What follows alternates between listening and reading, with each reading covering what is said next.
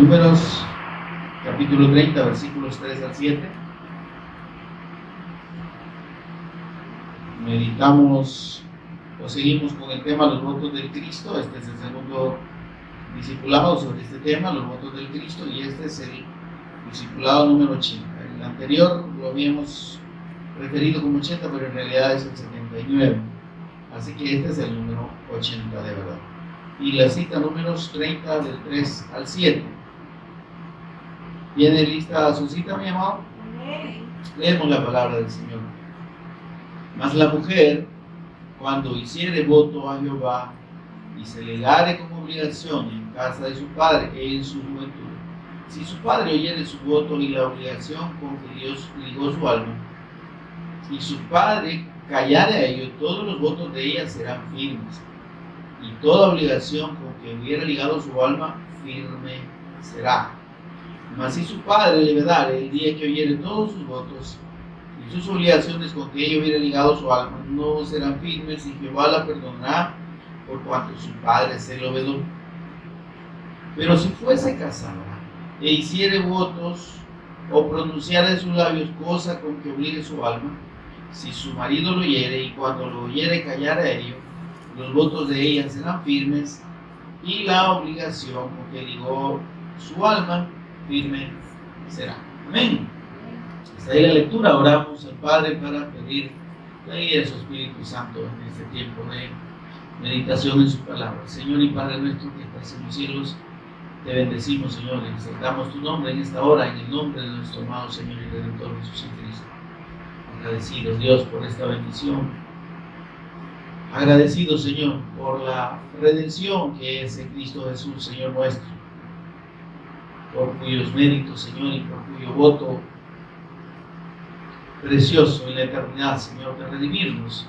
Ahora podemos estar en pie, Señor, en el mismo lugar de tu presencia, para rendirte culto, para llamarte, Padre, para adorarte en espíritu y en verdad. Señor, gracias. Mientras escudriñamos tu palabra, precioso Espíritu Santo, ministranos, por favor, de principio a fin. Abre nuestro entendimiento, danos sabiduría y revelación en el conocimiento de nuestro Señor Jesús Cristo. Señor, revélanos, por favor, en todo momento, Jesús como Cristo. Enséñanos tú. Toma control de palabras y pensamientos, Señor.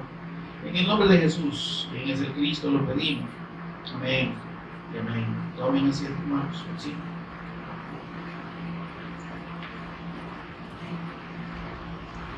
Bien, amados, hemos estado hablando hablamos en la última, en el último discipulado acerca de los votos del Cristo. ¿En qué consisten estos votos? Dijimos que un voto es una promesa. Amén. Es un compromiso de palabra de hacer o no hacer algo. Amén. Y Dios aquí está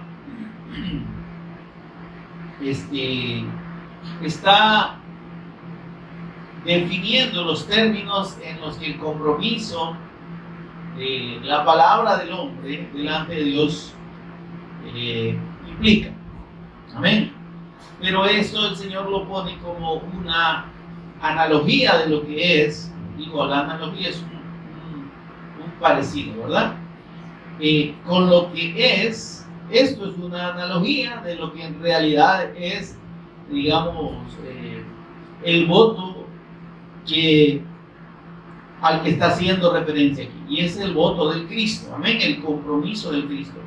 Cuando nuestro Señor Jesús comprometió su palabra para redimirnos a nosotros. ¿Cuándo? En la eternidad. Amén. Vemos pues que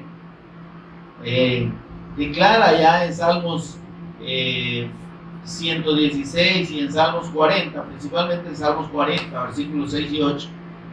Lo revisamos rapidito si quieren para que nos ubiquemos en el contexto. Quizás alguno que no estuvo en esa reunión o en ese discipulado del martes anterior, del miércoles anterior, dice Salmos 40 del 6 al 8. Sacrificio y ofrenda no te agrada, mas me dispusiste cuerpo. has abierto mis oídos, dice aquí, y vimos que la traducción más exacta es, más me preparaste cuerpo. Amén. Holocausto y expiación no has demandado. Entonces dije, mira, ahí está el voto del Cristo. Entonces dije, el Señor se compromete a consumar la obra del Cristo a favor nuestro. Amén, hermanos. Dice, he aquí vengo. Como en el rollo del libro, dice ya Hebreos, capítulo 10, versículos 5 al 7. Como en el rollo del libro está escrito de mí. Aquí dice, entonces dije, he aquí vengo. En el rollo del libro está escrito de mí. El hacer tu voluntad, Dios mío, me ha agradado y tu ley está en medio de mi corazón. Entonces dice el Cristo, vengo para hacer tu voluntad. Amén.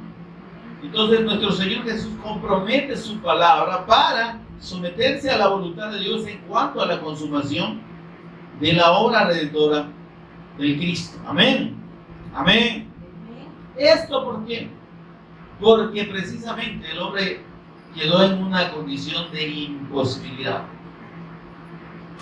de volver a estar con Dios, de volver a tener comunión con Dios, de acercarse a Dios. Amén. Esa condición, hermanos, persiste. Esa condición de condenación eterna en la que se encuentran todos los hombres nacidos de Adán y Eva por causa del pecado heredado de ellos, ¿verdad? Parecería como quien dice injusto porque bueno, y porque Dios nos está culpando de un error de nuestros padres, ¿verdad? Pero el asunto es que nosotros somos el resultado de ese error. Amén. Amén, hermano. Como cuando hay una relación ilícita y hay un embarazo no deseado y viene un hijo que nace, por decir algo, fuera del matrimonio, ¿verdad? El niño no tiene la culpa de nacer fuera del matrimonio, de nacer de una madre que no es la esposa legítima del padre, pero en realidad su condición es que es un hijo fuera del matrimonio. Amén. Estoy poniendo esto como un ejemplo. ¿Quién le quita eso a ese niño? O a esa niña. A ese nacido. Nadie se lo quita. Amén. Porque aunque no es su culpa, pero su condición es la que es, y porque hay una herencia, porque hay una culpa detrás. La Escritura dice, por tanto, en Romanos 5:12, ¿verdad? Ya ustedes y yo lo conocemos ese versículo. Por tanto, dice, como el pecado entró en el mundo por un hombre, es que por quien el pecado fue introducido, fue por causa de Adán. Fue culpa de Adán, ¿verdad? Adán se dejó seducir junto con Eva por Satanás, fue inducido. Amén. A pecar contra Dios, a apartarse del pacto. Amén. Y traspasaron ese pacto. Fueron incrédulos. Y eso fue lo que trajo su condición de muerte espiritual, porque el Señor fue claro y les dijo, el día que coman de este fruto o del fruto ciertamente morirán. Y la muerte no es solo física, hermanos. La muerte del hombre es espiritual fundamentalmente porque el hombre fue creado a semejanza de Dios. Dice la Escritura que Dios puso eternidad en él. Amén. La muerte, hermanos, no termina con la existencia del hombre. Todo ser humano es eterno, ya sea para vida o para condenación. Efectivamente, a causa de esa transgresión al pacto, a causa de ese pecado original, entonces dice, como el pecado entró en el mundo por un hombre y por el pecado entró la muerte. Ese es el problema, que nosotros heredamos la muerte, producto del pecado de nuestro primer padre. Y dice, y por el pecado entró la muerte en el mundo, ¿verdad? Ok, qué problema. Pero el problema no es que entró, el problema es que dice, de la misma manera, así la muerte, dice, pasó a todos los hombres. Amén. No somos culpables directamente, pero para Dios somos el resultado de la culpa. Somos el efecto del pecado. Y bajo esa condición de muerte o de pecado, obviamente asociada a la muerte, porque la condición de pecado nos pone fuera de la voluntad de Dios, nos pone separados de Dios y, como dije al principio, imposibilitados de tener comunión con Dios. Amén. Entonces, cuando en la eternidad que Dios en su presencia conoció de la transgresión que Adán y Eva cometerían, ¿están conmigo? Dios sabía anticipadamente. Hay quienes dicen, bueno, y si Dios sabía que iban a comer del fruto, porque Él los puso ahí. Es que el Señor no los obligó a comerse. Él fue claro, les dijo, no coman. Amén. Pero como tenían su semejanza, y una de las semejanzas de la creación de Dios, en el caso del hombre, es que tiene voluntad propia. Dios no le impone nada a su criatura. Amén. Él dice, he aquí pongo delante de ti dos caminos. Entonces, así fue con Adán. Dice, aquí está el árbol de la vida, pueden comer de todos los árboles, y ahí estaba en el centro del árbol de la vida. Amén. Pero dice, no vayan a comer del fruto del árbol del conocimiento del bien y del mal, porque si comen, se mueren. Ahora, es que Dios no engaña a nadie. Así como no obliga a que las personas o que el hombre haga lo que él quiere, ¿sí? No les doblega su voluntad, ¿sí? Tampoco el Señor, como les dijera, les engaña o les dice una cosa que no es cierta. Amén. Porque Dios es verdad. Amén. Precisamente porque Dios es verdad y porque su palabra es verdad, que el hombre la haya tomado por mentira es el problema en el que estamos. Amén. Y esa herencia entonces de pecado, mis amados, es la que nos hace necesitar lo que en la eternidad Dios previó como la necesidad. Mira eso. La necesidad absoluta del hombre ser redimido. La obra del Cristo es una necesidad indispensable para Dios. La solución, la única solución a la transgresión del hombre, al pecado del hombre, es la obra del Cristo. Si es la única solución, podemos entender por qué Dios da tanta importancia a la obra del Cristo en toda la Escritura. Tanto que el propósito de toda la Escritura es dar testimonio de esa persona divina, ¿sí? Eterna, y de su obra perfecta, de su obra redentora. Porque Dios estableció que así como Adán y Eva, por incredulidad a su palabra, a su pacto, fueron destituidos de la gloria de Dios, como dice Romanos 3:23,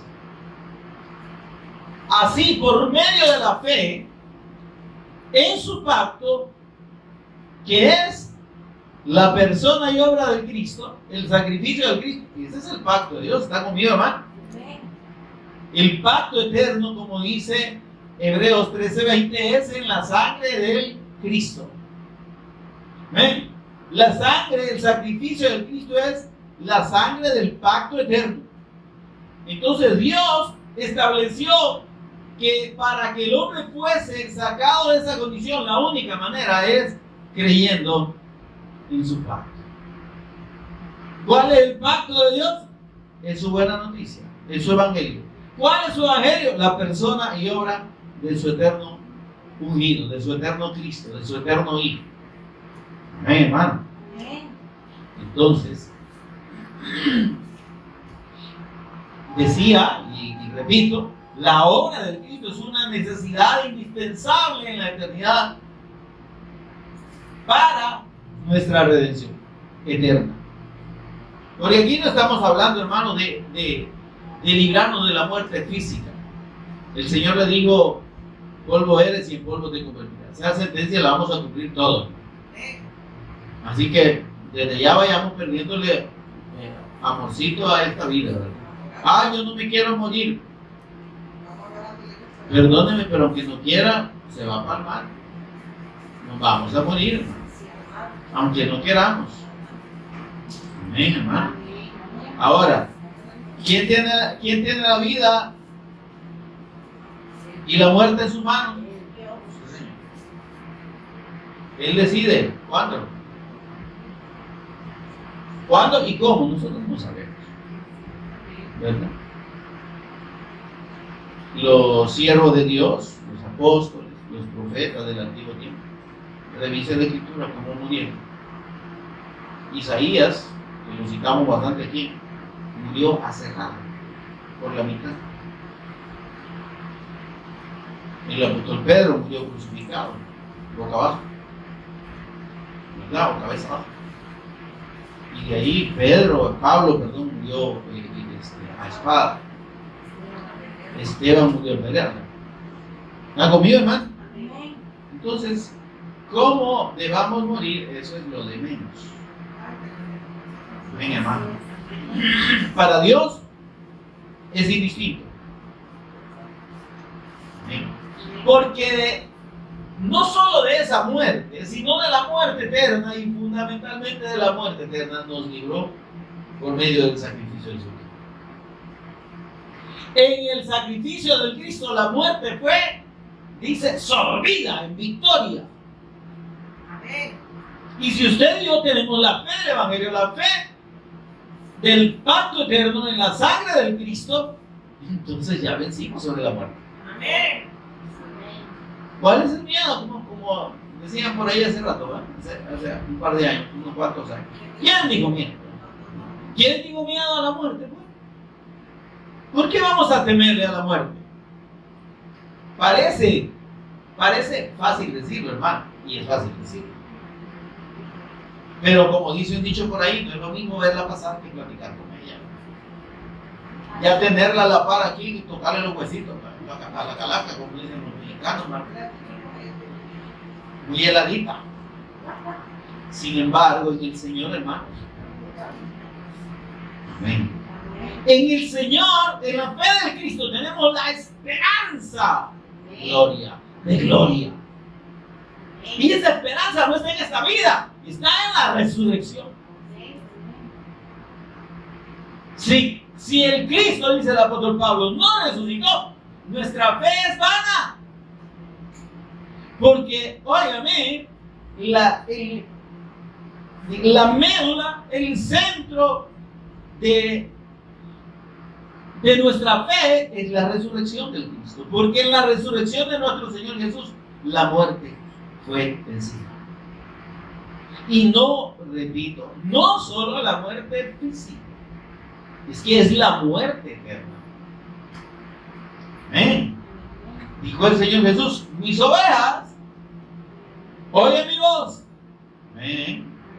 ¿Quién oye la palabra del Cristo, la cree y le sigue? Sus ovejas.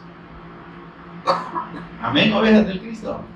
Mis ovejas oyen mi voz y yo las conozco. Es que las conozco y me siguen. Amén, hermano. Pues vamos, ovejita, ahí vamos. Pero sigue diciendo: y yo dice el Señor, y yo les doy ¿qué? Les doy una buena vida aquí en la tierra, les doy una vida llena de bienestar y de prosperidad y de sanidad. No. Y yo les doy vida. Bástenos a nosotros, a los que hemos creído y verdaderamente creemos en nuestro Señor Jesús como el Cristo y en su sacrificio eterno y perfecto. Bástenos la vida eterna que ya tenemos y de la cual ya gozamos en el Cristo. ¿Se entiende esto, hermano? Bástenos eso.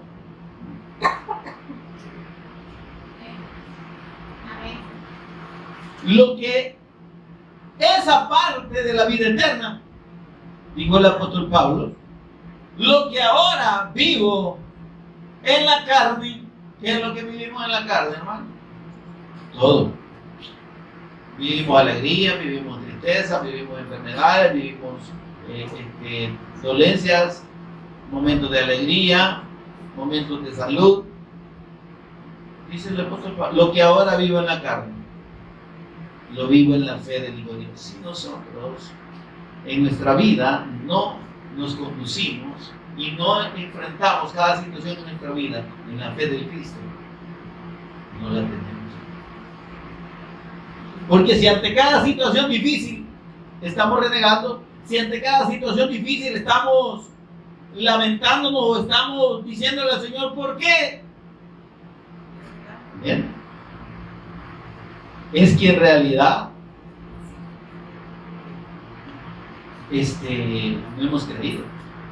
Porque la fe, dice, lo que ahora vivo en la carne, lo vivo en la fe del Hijo de Dios. La fe del Hijo de Dios nos tiene que hacer pasar por cualquier situación sin que eso nos altere y nos aparte de la fe. Porque hay personas que ante situaciones muy incomprensibles, hermano, como la pérdida de un niño recién nacido o de un niño pequeño. Está un hombre que ha creído en el Evangelio de Dios, en la persona de Jesús como el Cristo, y su esposa embarazada, un cualquiera persona irresponsable va, choca y la mata y mata al niño. Mire, son cosas durísimas, ¿o no? Ese dolor, yo le digo, yo no se lo desearía a nadie, ni se lo deseo a nadie. Y si alguna persona en estos momentos está pasando o ha pasado por una situación así, créame que quisiera tener palabras para decirle y consolarle. Pero más que lo que yo le pueda decir es lo que el Señor le dice. Yo le doy vida eterna. Entonces, bajo esa verdad de Dios, todo lo que vivamos en la carne, lo que ahora vivo en la carne, lo debo vivir en la fe del Hijo de Dios. La fe del Cristo me tiene que hacer trascender y tiene que hacer trascender a cualquier persona ante cualquier eventualidad trágica, que Dios está en control de todo y que nuestra fe está encima de eso. Vaya, para el caso de esa persona que pueda haber perdido a su esposa o a su esposo y lo que sea, ¿verdad? Sus hijos, queda el consuelo y la certeza de que su hijo, su esposa o su esposo están con el Señor.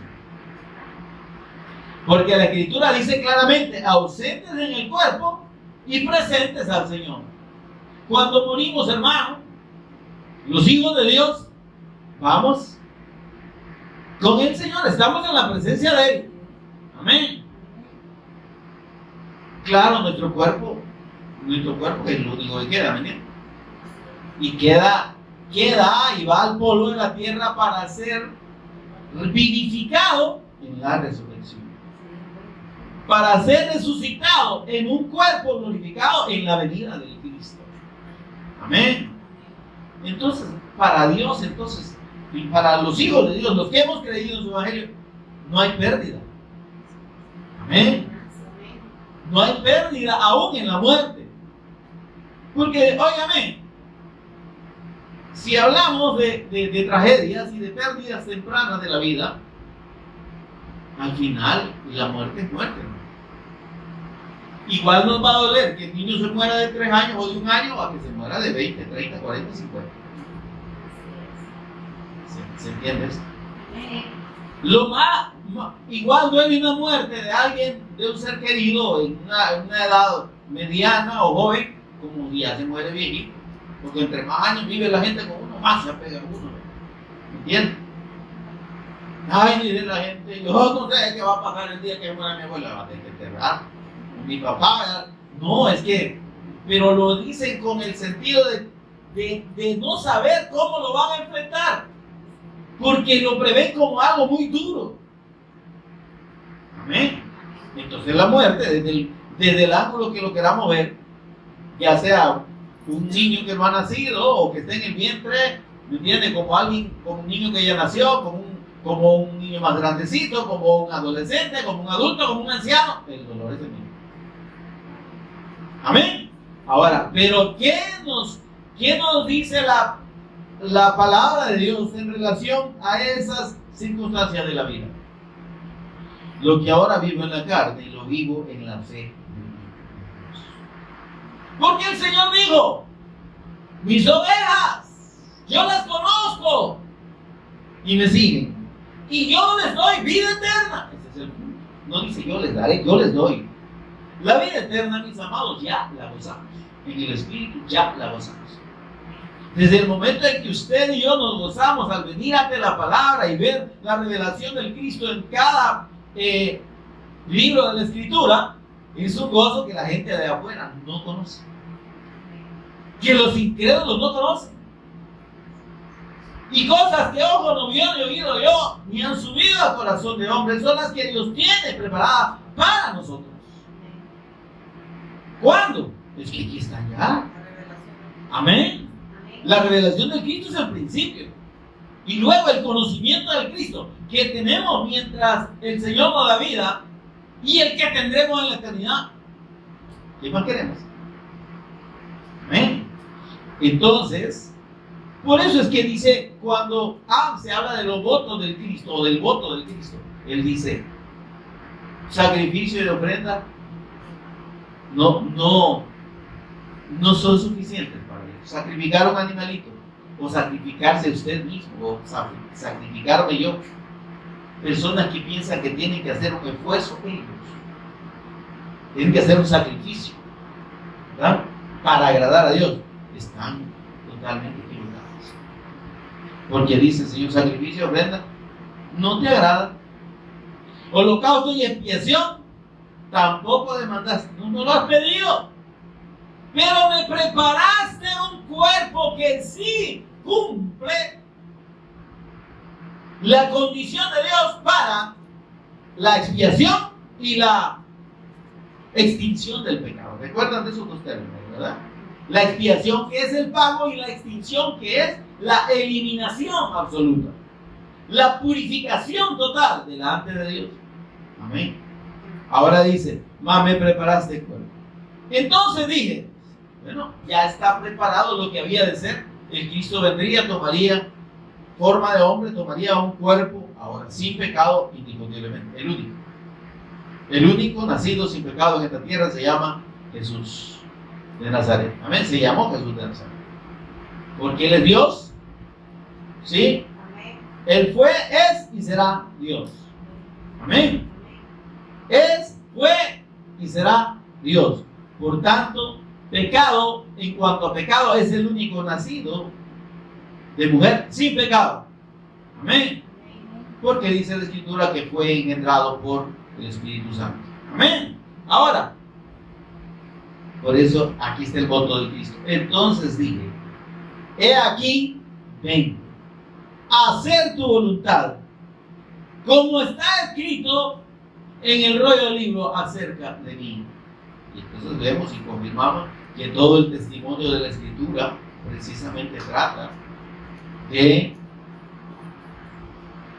la persona y obra de nuestro Señor Jesucristo. Entonces, por eso es que la importancia, mis amados, de este voto, del primer voto que vimos, que está en los versículos 1 y 2, dice, cuando alguno hiciere voto a Jehová, o hiciere juramento, esto es haciendo relación al voto de Cristo, ¿sí? No quebrantará su palabra, hará conforme a todo lo que salió de su boca. Nuestro Señor Jesús dio un voto en la eternidad. Digo yo, voy a hacer tu voluntad así como está escrito ahí en el rollo del libro.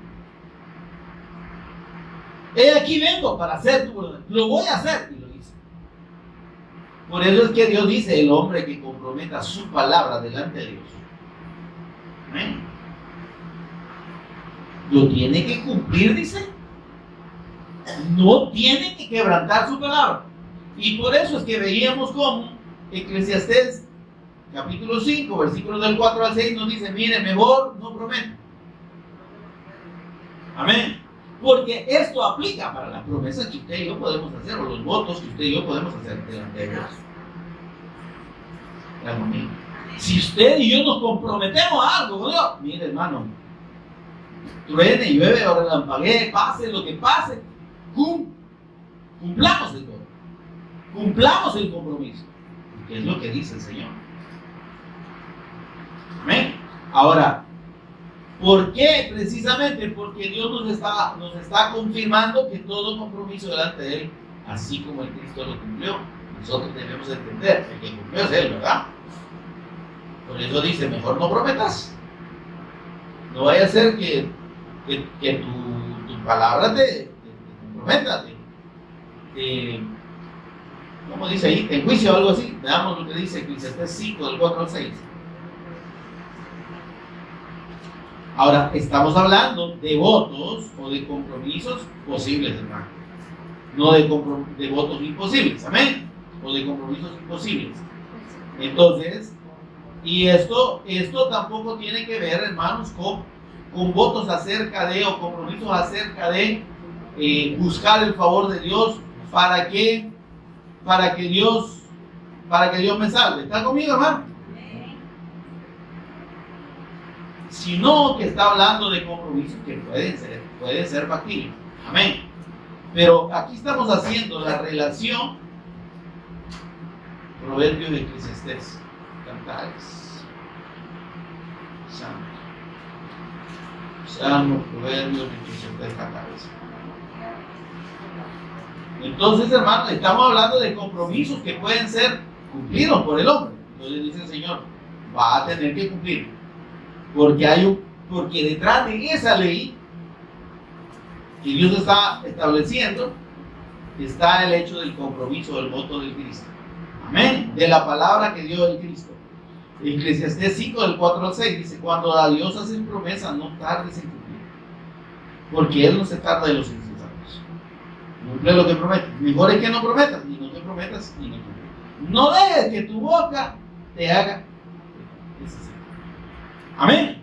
Entonces, pero digo, esto está en función de lo que significa el compromiso. Ahora, hablamos de votos, de lo que las personas pueden hacer delante de Dios, y hablamos de un voto que es muy ejemplificable, los votos del matrimonio, los compromisos del matrimonio, porque son tan severos esos votos, y por qué la violación de esos votos trae tantos efectos y tantas consecuencias duras para el hombre, porque se hace delante de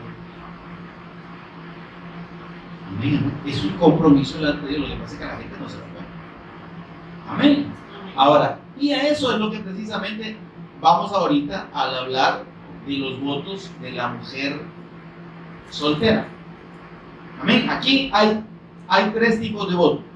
El voto de un hombre, que dijimos que equivale al voto del Cristo, ¿verdad? Es en relación al voto del Cristo. El voto de la mujer soltera, el voto de la mujer casada y el voto de la mujer viuda. Tres votos aparte del voto del hombre. Y estos votos que hablan de la mujer, mis amados, en los versículos que leímos, quiero que los vamos a leer. Más la mujer. ¿Cuál mujer? Mujer soltera, mujer sin compromiso. Números 30, versículos del 3 al 7, leímos. Ahora dice, más la mujer, cuando hiciere voto a Jehová, este es compromiso, recordemos, compromiso, de hacer o no hacer algo, y se ligare, o se amarrare, o se atare como obligación en casa de su padre en su juventud, si su padre oyere su voto y la obligación con que ligó su alma, y su padre callare a ellos, todos los votos de ella serán firmes, y toda obligación con que hubiere ligado su alma, firme será. Mas si su padre le vedare el día que oyere todos sus votos y sus obligaciones con que ella hubiere ligado su alma, no serán firmes, y Jehová la perdonará, por cuanto su padre se lo vedó. Versículo 6. Pero si fuere casada e hiciere votos o pronunciare de sus labios cosa con que obligue su alma, si su marido lo oyere y cuando lo oyere callare a ellos, los votos de ella serán firmes y la obligación con que ligó su alma firme será. Amén. Ahora, vamos a leer el siguiente versículo 3. Pero aquí entonces los votos de la mujer, tanto la soltera, la casada, como la viuda, nos está haciendo referencia al pueblo de Dios, a la iglesia. Amén. Al Israel de Dios, ¿sí? Que en principio fue los que Dios llamó como la descendencia de Abraham, y que en última instancia el verdadero Israel de Dios viene por la fe en este pacto o en el voto del Cristo. ¿Está conmigo, hermano? Muy bien. Entonces, de esto, hermanos, tenemos ejemplos de cómo Dios hace referencia a las etapas en las que Dios llama a su pueblo, llama a Israel como su prometida, la de esposa, se casa con ella, pero después debido a su comportamiento, el Señor la deja de lado. ¿Amén? Y se convierte en viuda. Pero para todas esas etapas de este Israel, ¿verdad? Que es figura de la iglesia, tenemos aquí en Ezequiel 23, por favor, Ezequiel 23, del 1 al 4.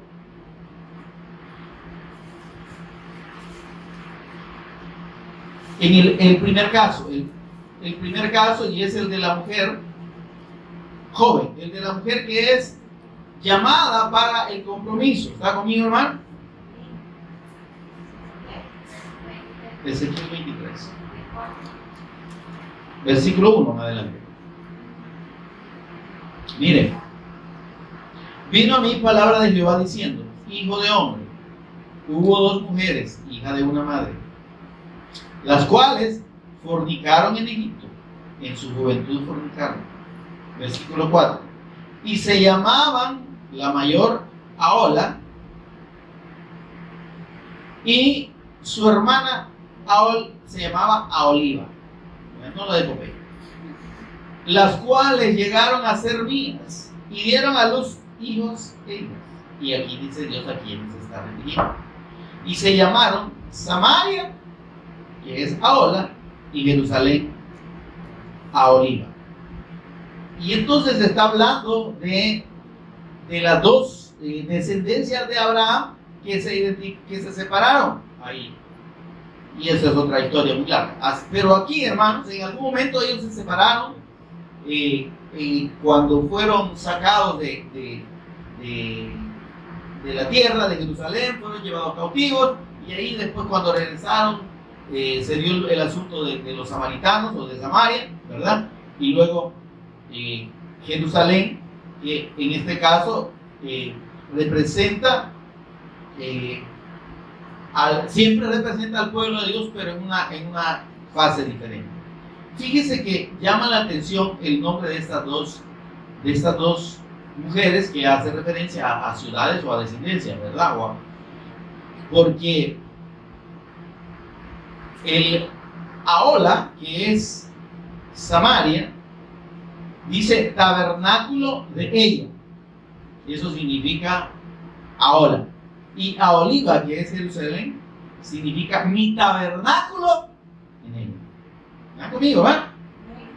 Entonces, Samaria son descendientes de Abraham y son descendientes de Israel. Pero ellos quisieron hacer quisieron establecer su propia manera de adorar. ¿Recuerdan cuando el Señor Jesús llega y le predica a la mujer samaritana? ¿Por qué cree que llegó a ese lugar precisamente?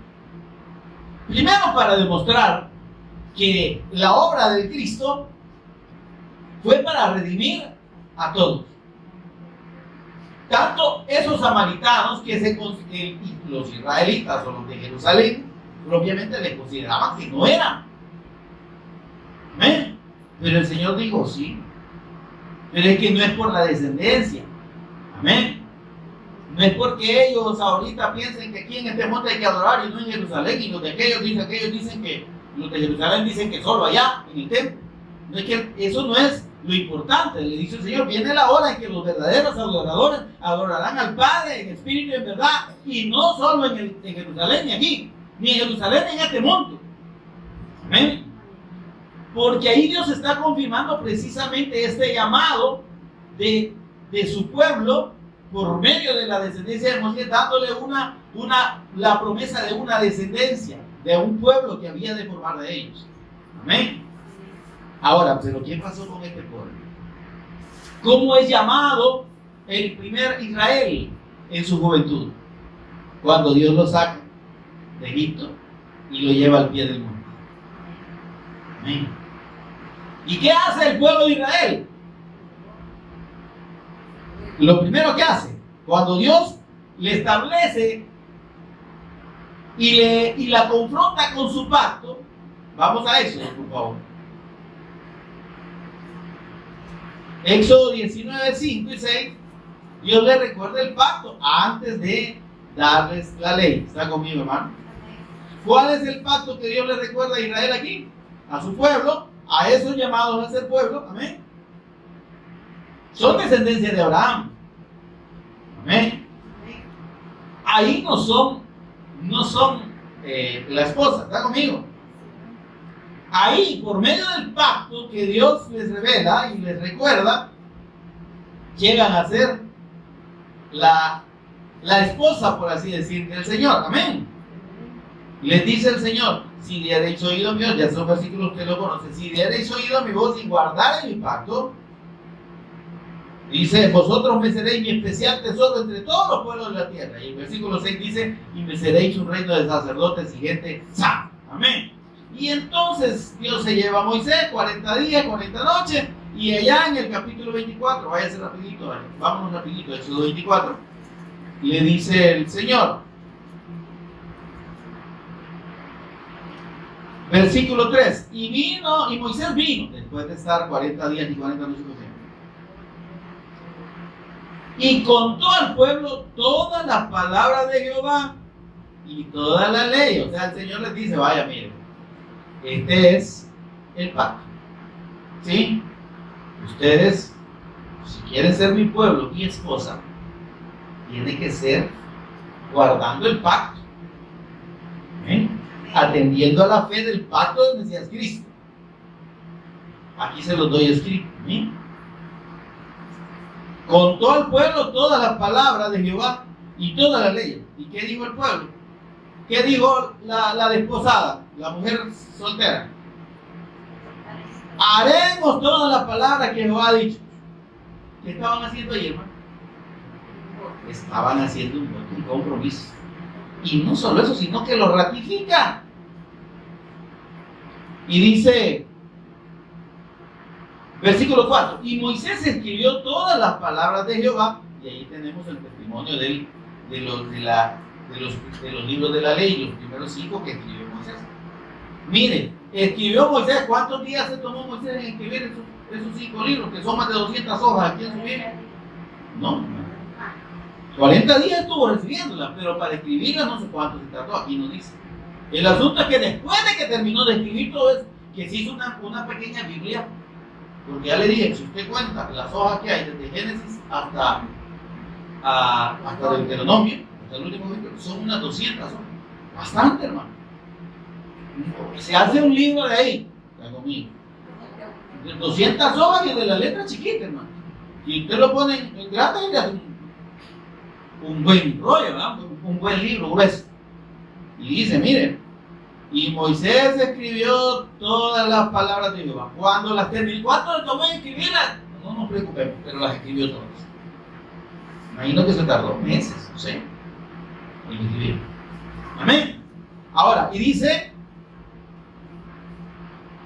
y levantándose de mañana, edificó un altar al pie del monte. Y ahí está el testimonio del Cristo, del sacrificio del Cristo, porque en ese altar sacrificaron, dice, en el versículo 5, ofrecieron holocaustos y becerros como sacrificios de paz. Amén. Y dice, y Moisés tomó la mitad de la sangre y la puso en tazones y esparció la otra mitad de la sangre sobre el altar. Amén. Después de hacer los sacrificios ahí. Y miren, y dice, y tomó el libro del pacto y lo leyó a oído del pueblo. Es que Moisés estaba, como quien dice, casando, estaba como abogado, ¿eh?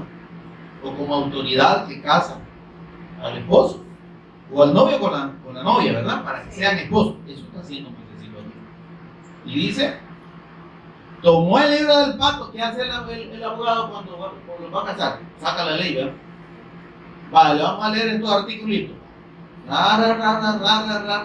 todo lo demás, ¿verdad? Ahí están en los artículos. Pues eso es Moisés aquí. Es el primer abogado. Entonces dice, y tomó el libro del pacto y lo leyó a oído del pueblo. ¿Cuánto se tardó en leer un libro completo que había escrito? Que si lo resumimos en letras de la Biblia son como 200 hojas. Y que sería mucho más en un libro normal. ¿Cuánto se tomó, hermano? Pero la gente lo oyó todo lo que Dios le había mandado a Moisés que escribiera. ¿Y qué dijeron ellos? Miren, ahí está la ratificación del compromiso, del voto. Haremos todas las cosas que Jehová ha dicho y obedeceremos. Ay, Señor. Entonces Moisés tomó la sangre y roció sobre el pueblo. Vaya pues, esa sangre es la sangre del pacto, la sangre de la fe en el sacrificio del Mesías Cristo. ¿Se entiende, mi amado? ¿Está conmigo? Y dijo, he aquí la sangre del pacto que Jehová ha hecho con vosotros sobre todas estas cosas. Entonces Dios está diciéndonos aquí que Él en ese momento no dijo nada. Se quedó callado. Vamos a números 30. Dice, la mujer cuando hiciere voto a Jehová y se ligare con obligación en casa de su padre en su juventud, ahí no estaba casado Israel con el Señor, ¿verdad? Si su padre lo oyere, dice, oyere su voto y la obligación con que le dio su madre y su alma, y su padre callare, todos los votos de ella serán firmes y toda la obligación con que hubiere dado su alma, firme será. ¿Por qué ese pueblo? ¿Sí? Que es el pueblo de la juventud, ¿verdad? Y que Dios le da su pacto. ¿Por qué perecieron todos en el desierto? Porque no cumplieron el voto. No porque no cumplieron la ley, porque no cumplieron el voto al que se comprometieron. Porque aquí dice, mira, toda obligación con que ella hubiera ligado su alma, versículo 4 del capítulo 30 del número, será firme. Si su padre le vedare, entonces no, ¿verdad? Pero como el Señor cayó, ¿está conmigo? Entonces ese voto estaba firme. No lo cumplieron. Sí dijeron, haremos todo lo que Jehová ha dicho y obedeceremos. Vaya pues, digo el Señor. Me parece excelente. Háganlo. No lo hicieron. Juan. ¿Se entiende esto, hermano? Esa es la primera etapa. Vámonos, allá estábamos en Ezequiel 23, del 1 al 4, ¿verdad? No terminamos de leer todo Ezequiel, pero todos esos versículos, pero volvamos ahí. Ezequiel 23, del 1 al 4. Y dice, miren, y dice, hablando de este Israel primero, dice, ya comprometido con el Señor, y ahora, que es Samaria, ¿verdad? Cometió fornicación estando en mi poder. ¿Y qué? Cuando dice cometió fornicación, no cumplió con sus votos. Amén. Y se enamoró de sus amantes los asirios, vecinos suyos. Y dice otras cosas, ¿verdad? Versículo 8. Y no dejó sus fornicaciones de Egipto, porque con ella se echaron en su juventud y lo demás, ¿verdad? ¿Qué dice el versículo 9? Por lo cual la entregué en manos de sus amantes, es decir, el efecto de su pecado, el Señor lo castigó. Amén. Versículo 11. Y lo vio su hermana Oliva, ¿quién es? Jerusalén, ¿verdad? Y enloqueció de lujuria más que ella. Y sus fornicaciones fueron más que la fornicación de su hermana. Mira, o sea que estos israelitas que veían de menos a los samaritanos estaban peor, habían hecho cosas peores que los samaritanos, de acuerdo a la palabra de Dios. Amén. Se enamoró de los hijos de los asirios, sus vecinos. Aquí lo que está hablando es de la infidelidad espiritual de Israel, porque se contaminaron con las costumbres paganas, con los dioses de los vecinos. Amén. ¿Están conmigo? Amén. Ahora dice, versículo 14. Termino de leer el 12. Se enamoró de los hijos de los asirios, sus vecinos, gobernadores y capitanes, vestidos de ropa y armas excelentes, jinetes que iban a caballo. Todos ellos, jóvenes, codiciables. A esta gente le pareció que eso era la gloria, ¿me entienden? El mundo, esta fornicación o adulterio en este caso, es equivalente a ver mejor al mundo que lo que Dios ofrece. ¿Se entiende aquí? Ahora, dice, versículo 14. Versículo 13. Y vi que se había contaminado un mismo camino, era de las dos mujeres, ¿verdad? Dice, aumentó sus fornicaciones, pues cuando vio a hombres pintados en la pared, imágenes de caldeos pintadas de color, versículo 16, se enamoró de ellos a primera vista. Versículo 17, así pues se llegaron a ella los hombres de Babilonia en su lecho de amores, la contaminaron. O sea, esto está hablando de toda la contaminación espiritual de Israel. Amén. Dice, versículo 19, y aún multiplicó sus fornicaciones, trayendo en memoria los días de su juventud, allá cuando estaba en pecado en Egipto, porque allá Israel era idólatra y seguía las costumbres de Egipto. Amén. Trayendo en memoria los días de su juventud, en los cuales había fornicado en la tierra de Egipto. ¿Está bien, hermano? Ahora, aquí dice, ¿por qué les vino el castigo? Ya usted ya sabe lo que pasó con Israel. Babilonia se lo llevó a cautivo, y aquí lo está confirmando el profeta, Dios por medio del profeta. Entonces, ahí tenemos, hermano, el primer caso de los votos de la mujer soltera. Vamos a los votos de la mujer casada, que están en los versículos 6 al 8 que leímos. Leamos nuevamente los versículos 6 al 8. Pero si fuera casada, números 30, regresemos a números 30. Ya dije que dejamos ahí Ezequiel. Vámonos a números 30, versículos 6 al 8. Pero si fuera casada e hiciera votos o pronunciara de sus labios cosa con que obligue su alma, si su marido lo oyere y cuando lo oyere callar a ellos, los votos de ella serán firmes. Y la obligación con que ligó su alma, firme será. Pero si cuando su marido lo oyó le vedó, entonces el voto que ella hizo y lo que pronunció de sus labios con que ligó su alma será nulo y Jehová la perdonará. ¿Qué pasó con esta mujer casada? Vámonos a Isaías 54, por favor.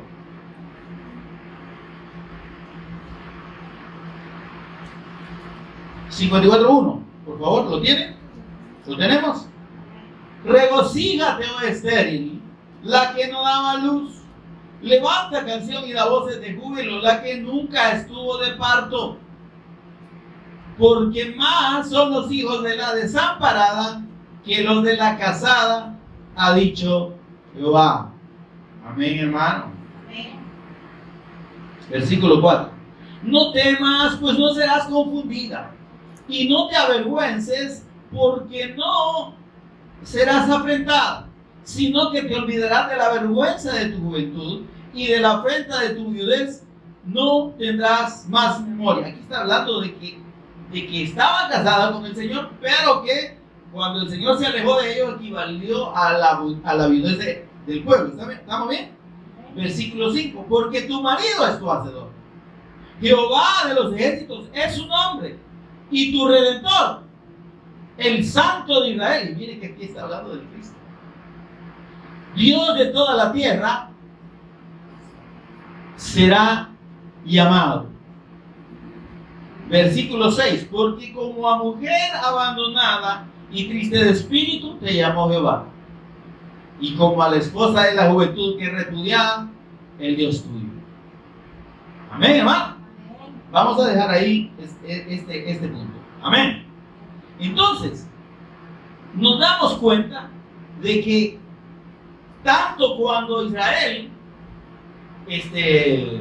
salió de Egipto, como después de que recibió el pacto, ¿qué sucedió después cuando ya estaban en la tierra, hermano?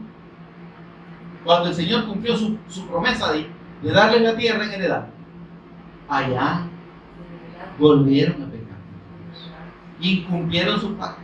Cuando Moisés allá, antes de entrar a la tierra, les dice, recuerden el pacto. Sí, dice, y vuelven a comprometerse. El Señor cae ese pacto. Amén. Cae a ese voto, cae a ese voto. Y porque lo incumplieron, ya casados, entonces vino la invasión. ¿Cómo se llama? Vinieron los invasores y se los llevaron cautivos, Babilonia y todo. ¿Recuerda eso? Ok. Entonces, volvamos a el capítulo 30 de Números, versículo 9.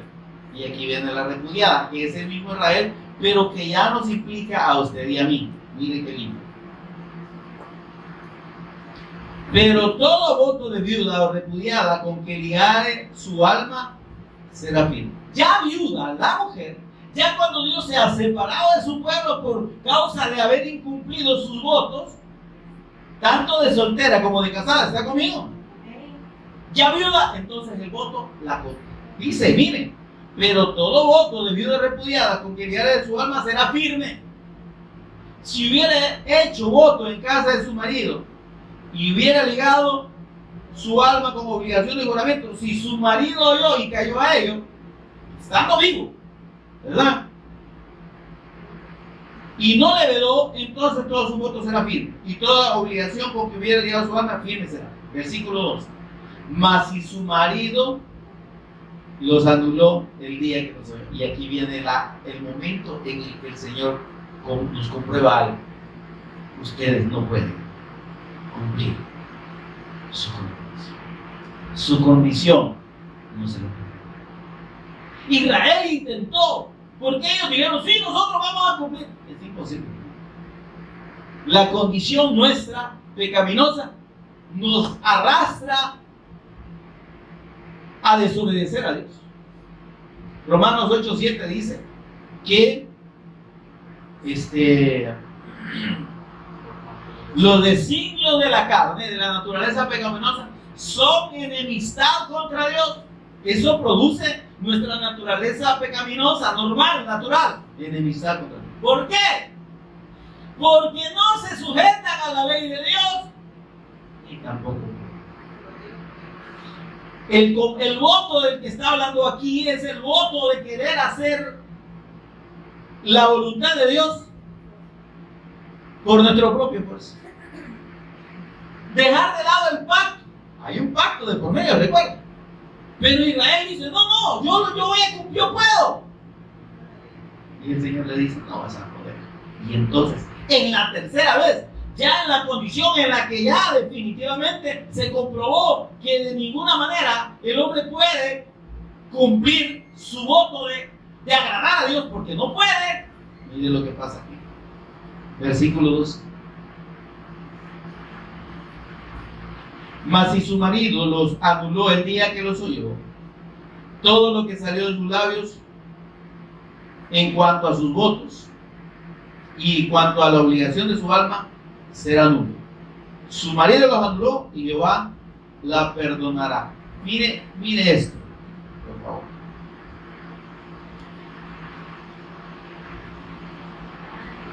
Mire esto. Entonces, el pueblo sigue prometiendo, ¿no? Israel siguió prometiendo, pero dice, miren, pero si su marido, versículo 14, pero si su marido callare a ellos de día en día, entonces confirmó todos sus votos y todas las obligaciones que están sobre ellos. Los confirmó por cuanto cayó a ellos el día que lo oyó. Ahora vamos al 15, miren. Mas si los anulare, después de haberlo oído, entonces dijo el Señor, estos no van a poder. Y aquí está el voto, entra el voto del Cristo a redimirnos a nosotros. Mira. Entonces, Él llevará el pecado de ella. ¿Se da cuenta por qué el voto del Cristo es fundamental? Porque sin que el Cristo, nuestro Señor Jesús, el eterno Hijo de Dios, asumiera nuestra culpa, anular el compromiso de voto, Señor, sí, yo te voy a obedecer, yo te voy a servir. No, papito, no. No, yo anulo. Él sí puede anularme. Yo he oído un montón de farsantes que anule y cancele. Cancelo se llama un jugador. ¿Cómo se llama? De nombres cristianos, ¿verdad? ¿Cuál es el país? Portugal, ¿verdad? ¿Sí? Cancelo. Ese cancelo tal vez, pero anule y cancelo, ¿qué? El Señor sí pudo cancelar el voto. Y como Él lo canceló, dice, Él llevará el pecado. Y así el Cristo, dando su voto, anulando el voto nuestro, porque no podemos, nos redimió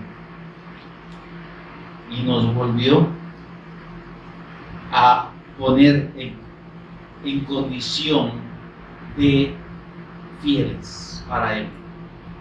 Nos restableció en el pacto. Amén, hermano, ¿no se goza? Nos restableció en el pacto y quitó nuestra culpa. Y porque el Cristo anuló y Él llevó nuestro pecado y lo pagó y lo extinguió en la cruz, es que usted y yo ahora somos hijos de Dios. Ahora somos perdón, denle ese aplauso al Señor, amén. Ahora somos lo que dice el apóstol Pedro en 2 de Pedro capítulo 2 versículos 9 y 10. Soy linaje escogido, real sacerdocio, reino de sacerdotes y gente santa. Dijo allá 19:6 de Éxodo. Y el apóstol Pedro lo puso. Pueblo adquirido por Dios, serán mi pueblo. Ahora somos pueblo de Dios, ahora somos hijos de Dios, ahora somos santos, ahora somos sacerdotes reales, sacerdotes del Rey. Pero no es para andar luciendo la vestidura. Yo creo que eso es el Cristo, amén, aleluya. No, dice para Pedro, lea ahí, 2 de Pedro 2, 9 y 10. Perdón, 1 de Pedro, corrijo ahí, gracias. Es 1 de Pedro. Yo siempre me confundo con el 1 Pedro y el 2 Pedro. Pero aquí el Señor me manda el corrector ahí. 1 de Pedrito,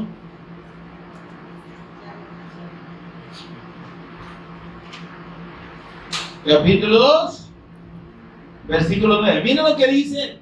Ahora, ¿por causa de qué? Por causa del voto del Cristo. Por causa de que Él anuló nuestro compromiso que no íbamos a poder cumplir. Amén. Siendo los llamados a ser su pueblo.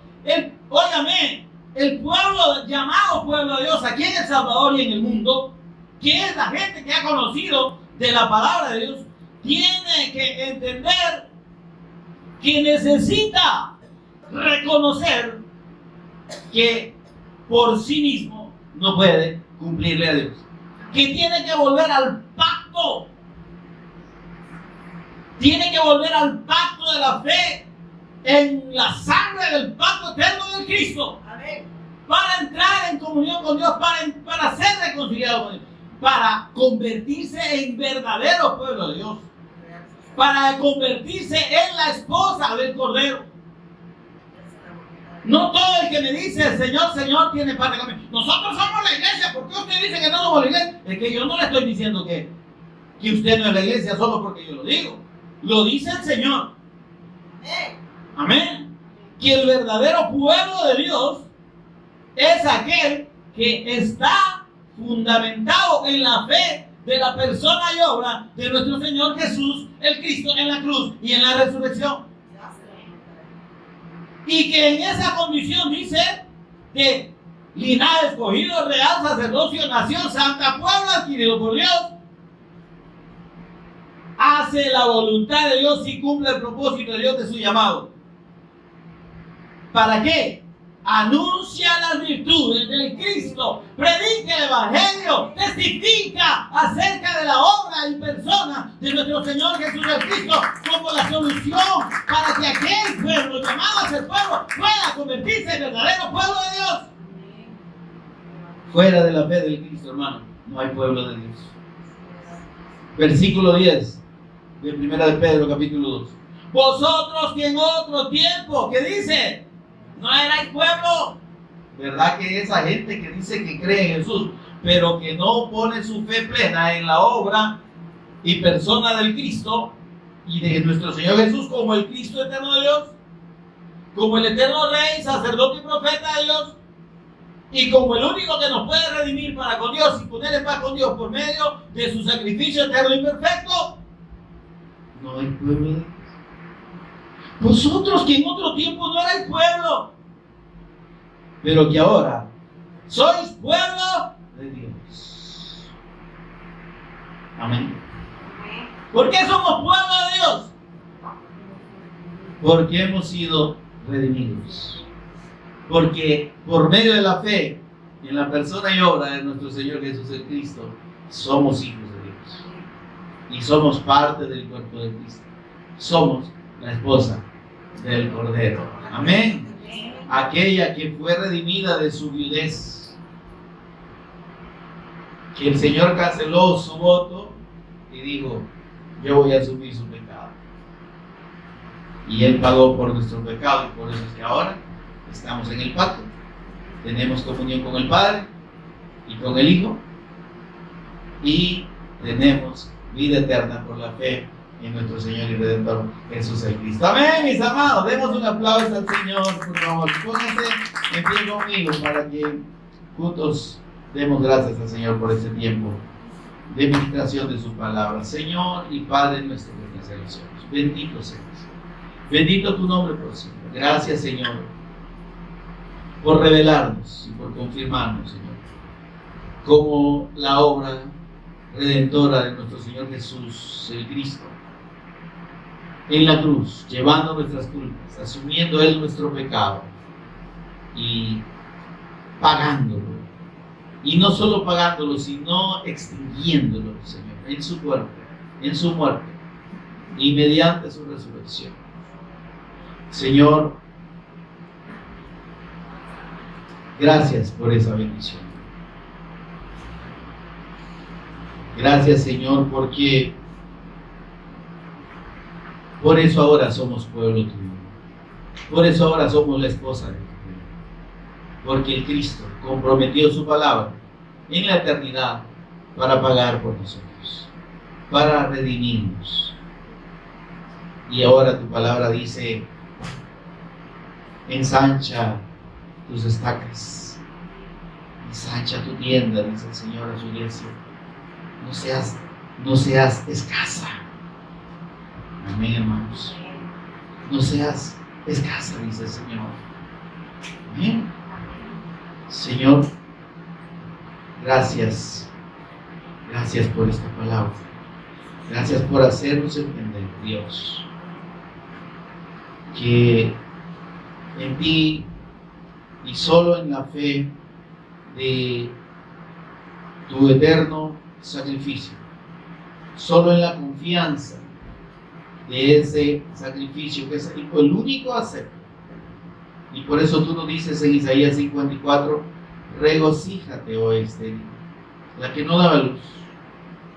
Levanta canción y da voces de júbilo. Somos su iglesia, usted y yo, la que nunca estuvo de parto, porque más son los hijos de la desamparada que los de la casada, ha dicho el Señor. Ensancha el sitio de tu tienda y las cortinas de tus habitaciones sean extendidas. No seas escasa. Alarga tus cuerdas y refuerza tus estacas. porque te extenderás a la mano derecha y a la mano izquierda, y tu descendencia heredará naciones y habitará las ciudades